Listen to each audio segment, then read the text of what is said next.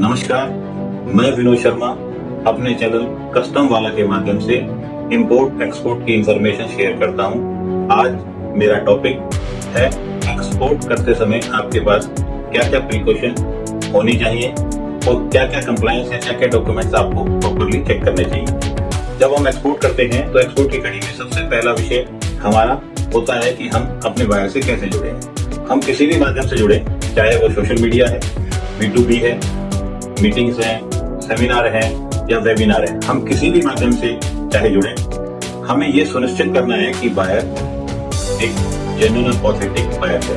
इसकी वेरिफिकेशन बहुत मस्त है। इसके लिए उसका फाइनेंशियल स्टेटस, क्रेडिबिलिटी और अगर संभव हो सके तो जिस कंट्री से आपका बायर बिलोंग करता है उसके किसी गवर्नमेंट ऑफिशियल वेबसाइट पर जाकर उसका ब्लैकलिस्टेड होना भी आप चेक कर सकते हैं।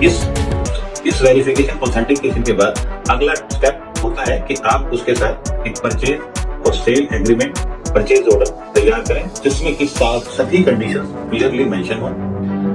इस एग्रीमेंट के बाद हमारा अगला स्टेप होता है कि हमारे पेमेंट टर्म्स क्या है। CIF है, एडवांस पेमेंट है, DA है, AP है, ये सब बहुत क्लियरली हमारे एग्रीमेंट में रिटर्न के अंदर clearly it should be mention. उसके बाद हम अगले स्टेप पर आते हैं। तो जो हमारा प्रोडक्ट है उसका HS code, HSN code clearly mention होना चाहिए हमारे एग्रीमेंट के समय भी और उसकी फाइनलाइजेशन के समय भी। इसके बाद आते हैं हम जब एक्सपोर्ट अपने कंट्री से करते हैं तो हमें ये देखना है कि हमारे गवर्नमेंट या हमारे कस्टम के द्वारा उस आइटम या प्रोडक्ट को एक्सपोर्ट करने के लिए किसी तरह की कोई रिस्ट्रिक्शन तो नहीं है। आप एग्रीमेंट के बाद या माल भेजने के बाद अगर इस समय इस बात का ध्यान नहीं रखते तो आप इस शिपमेंट किसी भी इसमें स्टक हो सकती है। इसके बाद अगर रिस्ट्रिक्शन नहीं है, ये ऐसा तो नहीं है कि DGFT के द्वारा किसी लाइसेंस की रिक्वायरमेंट उस प्रोडक्ट को एक्सपोर्ट करने के लिए है। उसके बाद हमें ये भी तय करना होता है कि जिस कंट्री में हम भेज रहे हैं उस कंट्री के अंदर उस प्रोडक्ट को क्लियर करने के लिए क्या क्या रिक्वायरमेंट है।